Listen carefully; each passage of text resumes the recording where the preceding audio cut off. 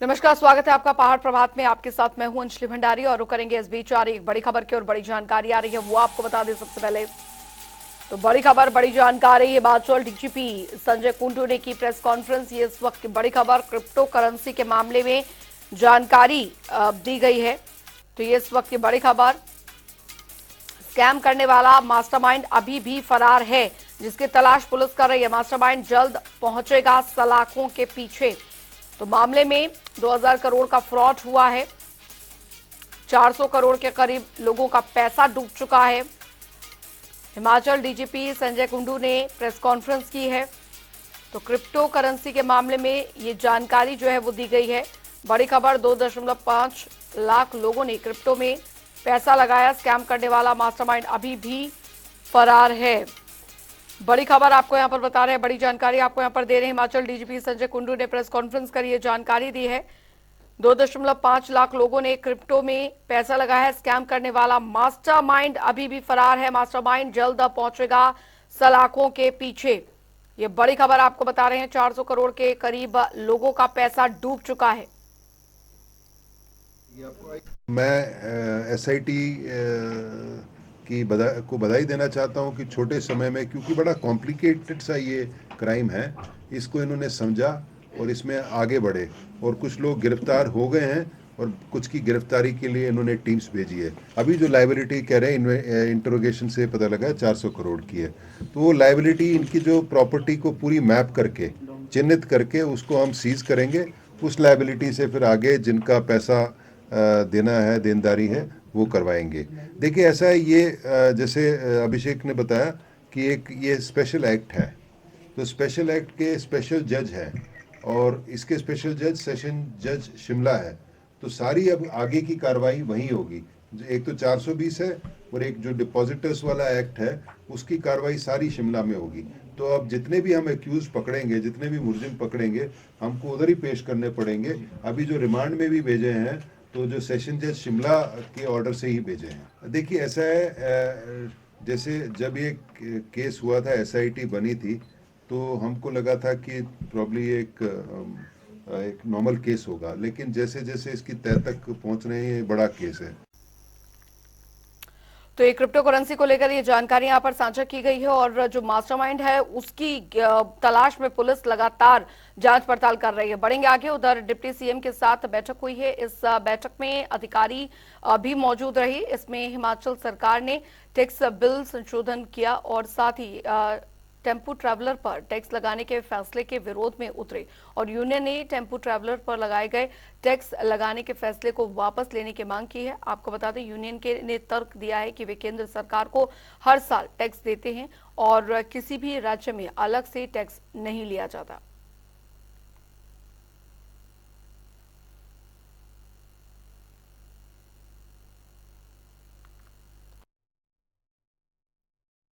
Transports के different unions आई हुई थी। एक तो वो लोग हैं जो कि कॉन्ट्रैक्ट पे बसेस चलाते हैं और हिमाचल लेके आते हैं, और एक वो लोग हैं जो कि स्टेज कैरियर की तरह चला रहे हैं कि बस को वो जो है बुक नहीं करते हैं। एक तो है कि बुक करते हैं, वो बस हिमाचल में लेके आ गए। एक ये है कि वो जो है एचआरटीसी की तरह सवारियाँ उठाते हैं, तो सवारियाँ नहीं वो उठा सकते। उससे जो है वो दिल्ली में बस के आगे लगा देंगे, यहाँ पे कभी कोई करनाल रोक देगा, कभी कुरुक्षेत्र से भर लेगा, कभी चंडीगढ़ से भर लेगा, कोई ऐसे जो स्टेज कैरियर चला रहे हैं। जो मसला है, जो लोग स्टेज कैरियर की तरह बसेस को चला रहे हैं, उन पे हिमाचल प्रदेश सरकार को एतराज़ है। देखिए, सीएम साहब ने कल भी प्रेस को कहा था भी हमारे से मिले।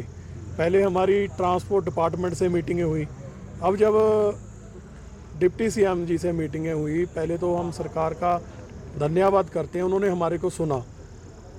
रेवेन्यू की बात थी, हमने उनको उड़ीसा की जजमेंट दी, जो उड़ीसा सरकार ने प्राइवेट गाड़ियों में जो कमर्शियल का बिजनेस करते हैं, वाइट नंबर प्लेट पे टैक्सी यूज़ करते हैं। रुक करेंगे। इस बीच आ रही है एक बड़ी खबर की और बड़ी जानकारी आ रही है वो आपको बता दें। बड़ी खबर इस बीच आ रही है, निजी बस ऑपरेटरों की बैठक। इस वक्त की बड़ी खबर आपको बता दें, डिप्टी सीएम ने बैठक की अध्यक्षता की है। बड़ी और अहम जानकारी, न्यूनतम किराए में बढ़ोतरी की मांग उठाई है। तो न्यूनतम किराया बढ़ाने की मांग खारिज कर दी गई। इस वक्त की बड़ी खबर, बड़ी जानकारी आपको दे रहे हैं। निजी बस के लिए 234 रूट संचालित होंगे। न्यूनतम किराया बढ़ाने की मांग खारिज की गई। निजी बस ऑपरेटरों की बैठक। ये देखिए, हिमाचल प्रदेश के जो प्राइवेट बस ऑपरेटर यूनियन है, उन्होंने समय मांगा था हमारे से, तो आज उनको मीटिंग उनके साथ की गई है और उनके जो स्टेट वाइड जो इश्यूज थे उन पे डिस्कशन हुई और मीटिंग अच्छे माहौल में संपन्न हुई। पत्रकार उधर आपको बता दें कि हिमाचल प्रदेश राज्य सचिवालय शिमला में प्रशिक्षित बेरोजगार शारीरिक शिक्षा संघ हिमाचल प्रदेश के प्रतिनिधि पहुंचे और प्रशिक्षित बेरोजगार शारीरिक शिक्षक संघ काफी समय से उन्हें आरएमपी रूल्स में छूट देने की मांग कर रहे हैं। इसी मांग को लेकर एससीवीटी और पीटीआई संघ के प्रतिनिधि प्रदेश सचिवालय पहुंचे और शिक्षा मंत्री से मुलाकात की। लगातार पिछले कई सालों से अपनी मांगों को लेकर मिल रहे आश्वासन से नाराजगी देते हुए सरकार को 2 महीने का समय दिया है।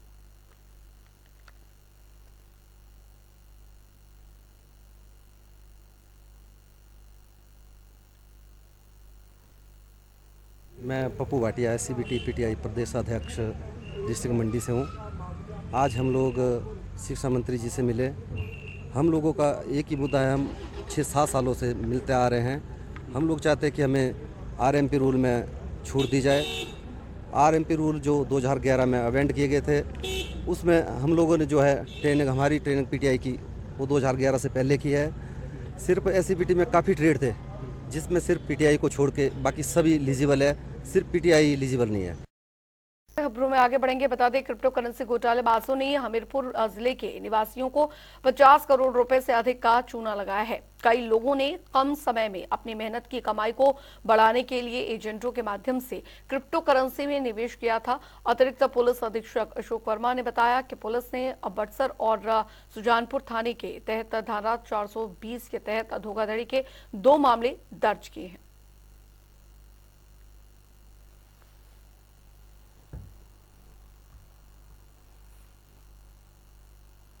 जिला हमीरपुर पुलिस ने 2 मामले दर्ज किए हैं। एक थाना सुजानपुर में मामला दर्ज किया गया है 420 का, और एक थाना बरसर में किया गया है। जो भी हमें शिकायतें आ रही हैं उनको हम इन्वेस्टिगेट कर रहे हैं और अभी तक हम ये देख रहे हैं कि इसमें टोटल कुल कितना अमाउंट गया है और कौन कौन इसमें संलिप्त है। तो इस बारे में जो है वो अन्वेषण किया जा रहा है।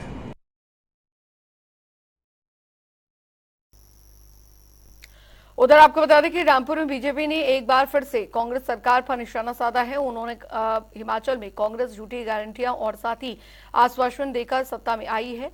कांग्रेस सरकार की कोई भी गारंटी जमीन पर नहीं उतरी, केवल एक ओपीएस का मुद्दा ही जनता के बीच उछाला गया।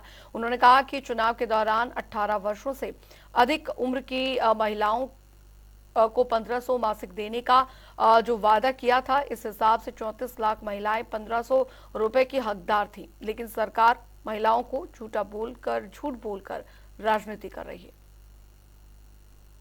कहते हैं हिमाचल में जो कांग्रेस सरकार सत्ता में आई, इन्होंने उस वक्त जो है 10 गारंटियां हिमाचल की जनता को दी थी और उसमें ही एक अपने भाषणों में, चाहे प्रियंका गांधी हुई, चाहे अलका लांबा जी हुए, चाहे मतलब सुखविंदर सुक्खू हुए या अन्य जो बड़े बड़े नेता थे, उन्होंने ये वायदा किया था कि इन 10 गारंटियों को हम जो है पहले सरकार बनने के बाद पहली कैबिनेट में लाएंगे और पहली कैबिनेट में ला करके 1 महीने के अंदर अंदर जो लागू करेंगे।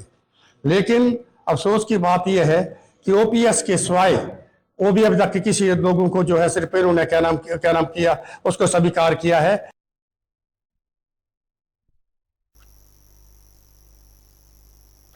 उधर आपको बता दें कि इजराइल और हमास के बीच चल रहे तनाव के चलते अब इसका बुरा असर जिला कुल्लू के पर्यटन पर भी पड़ रहा है। जिला कुल्लू की मणिकरण घाटी के विभिन्न इलाकों में इजराइल के लोग काफी संख्या में रहते हैं और कसौल में भी उनकी खूब धूम रहती है, लेकिन हमास की ओर से किए गए हमले के बाद अब इजराइल के निवासी वापस लौटना शुरू हो गए हैं, जिस मणिकरण घाटी के पर्यटन कारोबार पर बुरा असर पड़ रहा है।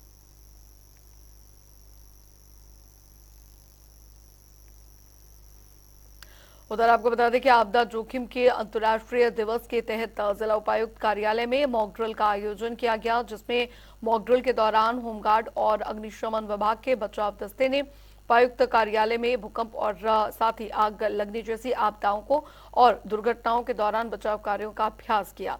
बचाव दस्ते के जवानों ने आपदा की स्थिति में जिला उपायुक्त कार्यालय के बहुमंजिला भवन में लोगों के फंसे जैसे हालात में से निपटने और लोगों को सुरक्षित बाहर निकालने का अभ्यास किया।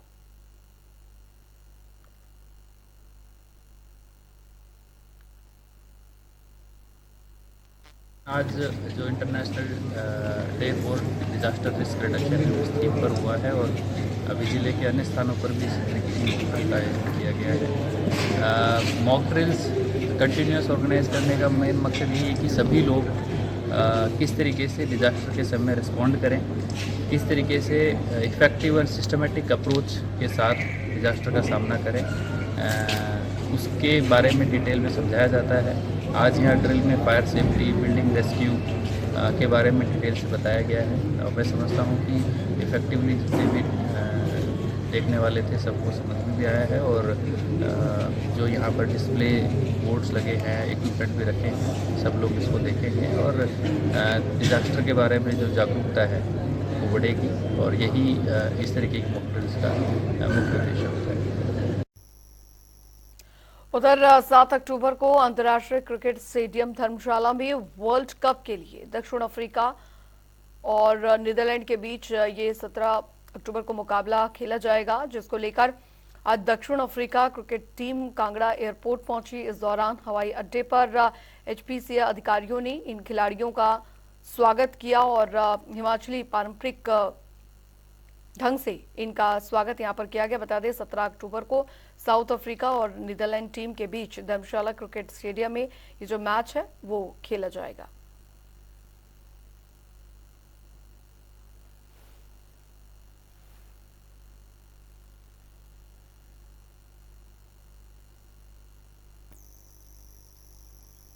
तो 17 अक्टूबर को ये जो मुकाबला है वो यहाँ पर धर्मशाला में खेला जाएगा और साउथ अफ्रीका की टीम जो है वो धर्मशाला पहुंच चुकी है। कांगड़ा हवाई अड्डे पर खिलाड़ियों का पारंपरिक ढंग से स्वागत यहां पर किया गया। 17 अक्टूबर को ये मैच दोनों ही टीमों के बीच में धर्मशाला के स्टेडियम में खेला जाएगा।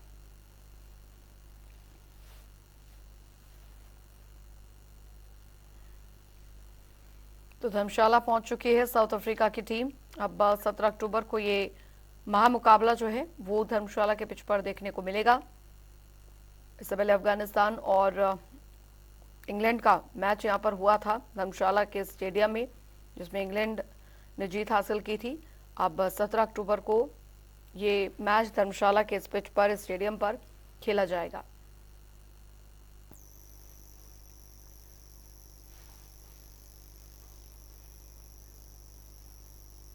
और रुक करेंगे इस बीच आ रही एक बड़ी खबर की और बड़ी जानकारी आ रही है, वो आपको बता दें। नादौन में बीजेपी को बड़ा झटका लगा है। इस वक्त की बड़ी खबर, 6 बीजेपी समर्थकों ने पार्टी को अलविदा कहा। तो सीएम सुक्खू के नेतृत्व पर विश्वास जताया है। इन कार्यकर्ताओं ने बीजेपी छोड़ कांग्रेस का दामन थामा है। तो सीएम ने शिमला में ज्वाइनिंग करवाई है कांग्रेस। ये इस वक्त की बड़ी खबर। नादौन में बीजेपी को बड़ा झटका लगा है। 6 बीजेपी समर्थकों ने पार्टी छोड़ दी है। सीएम सुक्खू के नेतृत्व पर विश्वास जताया है। बीजेपी छोड़ कांग्रेस का दामन थामा है। तो सीएम ने शिमला में ज्वाइनिंग करवाई है कांग्रेस। नादौन में बीजेपी को यह बड़ा झटका लगा है। बड़ी खबर आपको बता रहे, 6 बीजेपी समर्थकों ने छोड़ी पार्टी।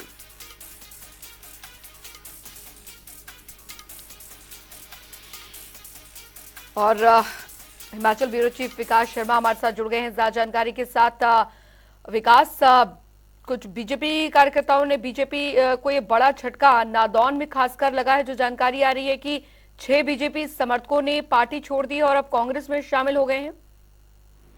देखिए बिल्कुल, और ये जो बीजेपी के जो कट्टर लोग हैं, ये इन्हें कहा जा रहा है, हालांकि कांग्रेस की तरफ से ये बात कही गई है कि ये कट्टर जो है वो भाजपा के थे और लंबे अरसे से भाजपा के साथ सेवाएं दे रहे थे, और जिनमें विश्व हिंदू परिषद के जो पूर्व अध्यक्ष हैं अमित शर्मा वो हैं या उप प्रधान हैं, इसके साथ ही कई ऐसे बड़े नेता जो हैं वो यहाँ पर पहुंचे हैं और अब इन्होंने कांग्रेस का दामन जो है वो यहाँ पर थाम लिया है। लिहाजा कई अहम चीजों को देखा जा रहा है और खास करके तब जब 2024 के चुनाव जो है वो सर पर हैं।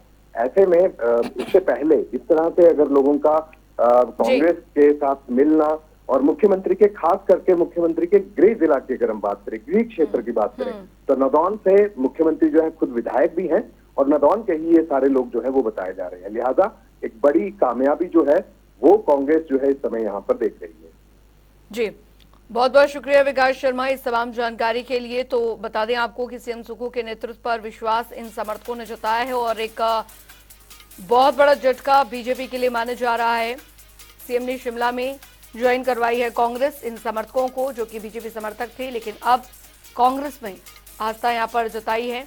इन समर्थकों ने, 6 बीजेपी समर्थकों ने पार्टी को अलविदा कहा है और अब कांग्रेस का हाथ थामा है।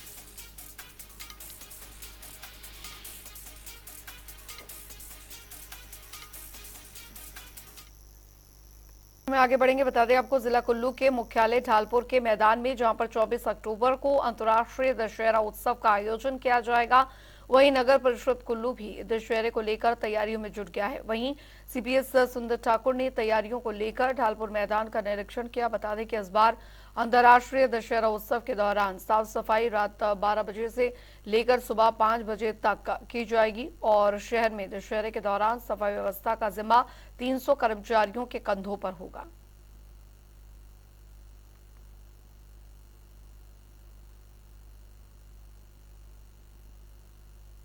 हो रहा है कि ढालपुर मैदान में जो है स्प्रिंकलर्स लगाए गए हैं, उसके साथ में आप मेरे पीछे जो देख रहे हैं ये झरना और सीनियर सिटीजन्स का एक कॉर्नर तैयार हो रहा है। वैसे ही यहाँ पे नीचे 1000 गाड़ियों की जो पार्किंग की व्यवस्था आप भूतनाथ पुल के साथ की जा रही है। 16 तारीख को उसका भी लोकार्पण होगा। भूतनाथ पुल को भी हम जनता के लिए समर्पित कर देंगे और पार्किंग को भी जनता के लिए समर्पित कर देंगे। यहाँ पे कुछ एक लोग ये बात फैलाने की कोशिश कर रहे हैं कि दशहरे के दौरान व्यापार नहीं होगा। पूरा व्यापार होगा। सिर्फ जो है यहाँ पे पुराने जूतों की मार्केट, वहाँ पे देवी देवताओं को बैठने की स्थान दिया जा चुका है। उधर आपको बता दें कि हमीरपुर कृषि विभाग ने गेहूं का बीज किसानों को उपलब्ध करवाने के लिए कमर कस ली है। विभाग में गेहूं के बीज की 5200 क्विंटल की डिमांड की गई है। वहीं कृषि विभाग के उप निदेशक सुरेश कुमार धीमान ने बताया कि गेहूं की बिजाई का समय नवंबर महीने में होता है, जिसके लिए कृषि विभाग ने किसानों को बीज उपलब्ध करवाने के लिए भेज दिया गया है।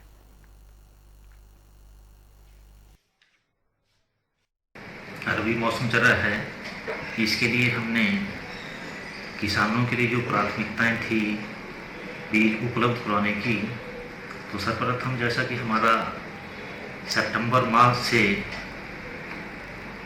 सब्जियों के बीज की बिजाई और 4 बड़ी फसलों की बिजाई शुरू हो जाती है, जिसके लिए विभाग ने सब्जियों के बीज अलग अलग प्रकार के, जिसमें मूली, पालक, शलगम, गोभी, मटर, धनिया इत्यादि की फसलें आती हैं, जिसका लगभग 10 क्विंटल के तकरीबन बीज हमने मुहैया करवाया है सभी जिला के कृषि सेल सेंटरों पर। चलिए इसी के साथ पहाड़ प्रभात की खबरों में अभी के लिए फिलहाल इतना ही। वक्त एक छोटे से ब्रेक का।